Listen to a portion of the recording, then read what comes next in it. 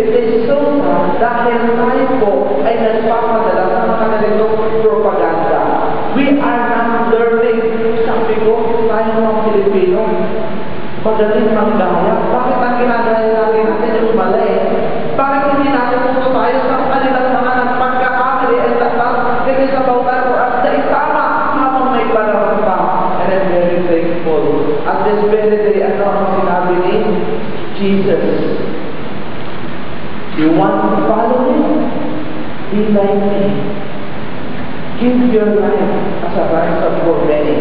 Sino ba ang many na sinasabi? It's not only the born yung pinanganak, but also the unborn na walang makikipaglaban sa kanila kung hindi tayo. At ang Diyos na ang bahala sa ating buhay.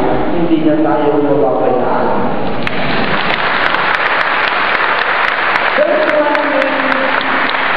Nakakita ko rin po sa aking paglalakbay, sa aking pakikipagsalamuha sa tao. Noong una po akong pumunta sa Pilipinas, ang akala ko, ang ipepray over ko lamang ay yung mga may sakit.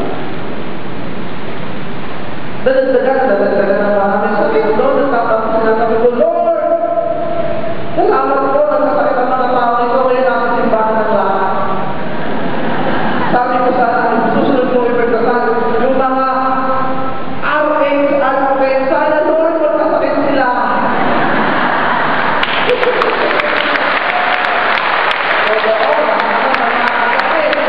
Why? Because we are all human beings. It is a biological victim that we are repressing. Hindi naman lagi tayo nasa power. Hindi naman lagi tayo malakas. Hindi naman lagi tayo makapangyarihan. But my dear sisters and brothers, saan ba mag-uumpisa itong tinatawag na solusyon dito? Especially for our baptized and for those who are professing we are Catholics. This is now becoming a regular occurrence in my ministry. Pagkatapos po ng ating mission sa iba't ibang lugar, ang lumalapit sa amin, karamihan ay hindi Katoliko. Tagagaling ko lang ng General Santos. May isang teenager doon lumapit sa akin, Father Suarez, I'm a Muslim and not Catholic. Ang sarap mo palang magsimba, ang sarap ng pakiramdam dito habang nagmimisa kayo.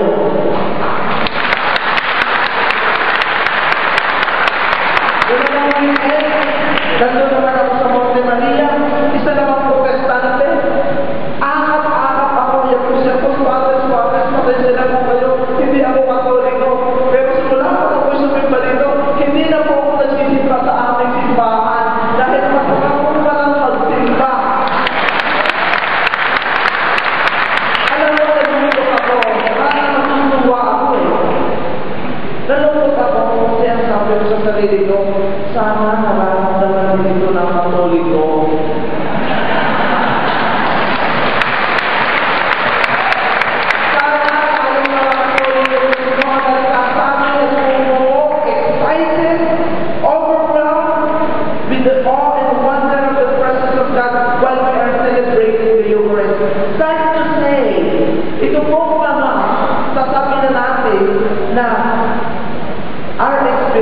Most of them are Catholics and they are promoting their faith at the same time.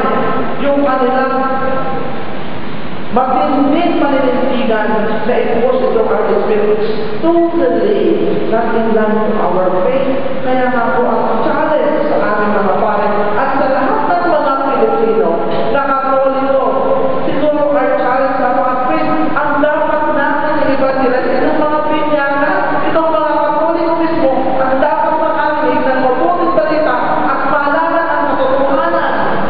Bakit ba nagkakalito tayo? This is my observation. Bakit ba napalayo tayo at napalayo sa puno ng simbahan at nagkaroon ang tinatawag na confusion? Bakit parang hindi na nagkakaisa ang sinasabi ni Israel na obispo, Israel na ang pare, para hindi na sila paniwalaan, religious, to make the story short, we are living in a confusing time. Hindi na natin alam kung sino dapat pakinggan. Bakit ba ito nangyari? Napalayo tayo at napalayo sa katotohanan. Sad to say,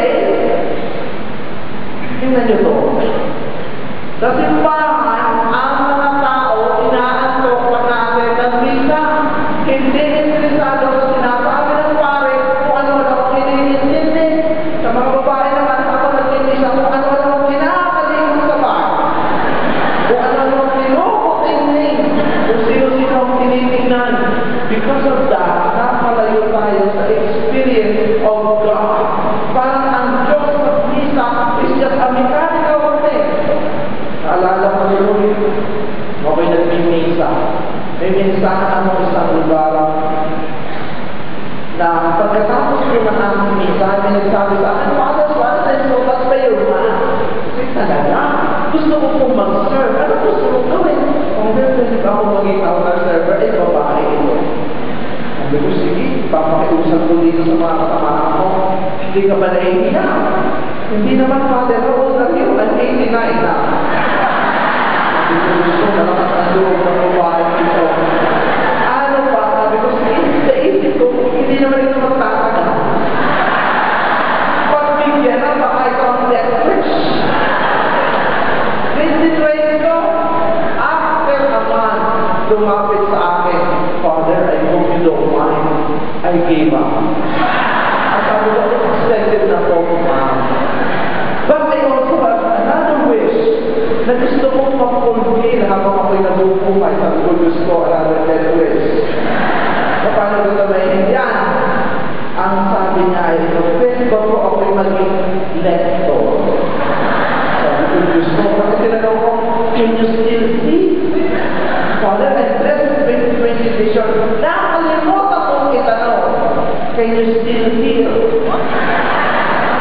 Growing up, right after the mass, nakalimutan ang sasabihin. At ito ang sinabi, gumalang sa the womb of the Lord. She misheard me, this is what she said. My dear sisters and brothers, this is the end of the world.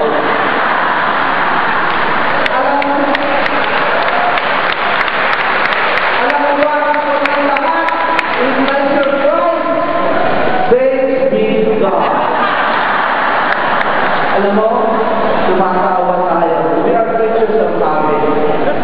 We are just creatures of habit na kailangan na i-develop natin ay good habit.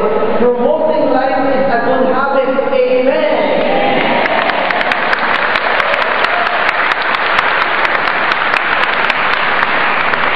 At ito pa ang aming evaluation dyan, ladies, sisters, and brothers.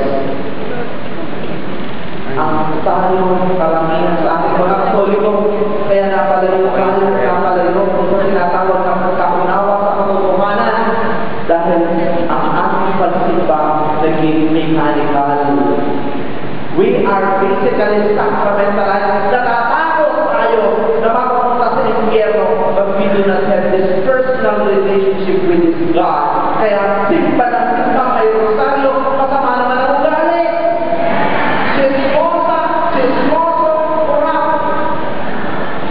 Kaya sabi nila maraming mahirap dahil maraming kurang, but let us go deeper.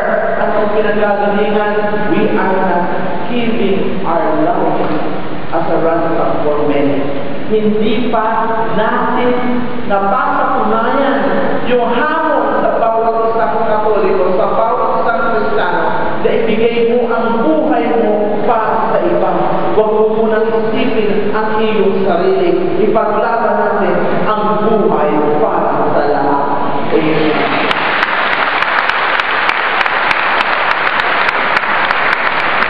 Alam niyo po, ito po ang nakikita ko eh. And this is also my advocacy, not only healing, but to let every Catholic and Christian knows that it is so good to be Catholics. Ang sarap maging Katoliko.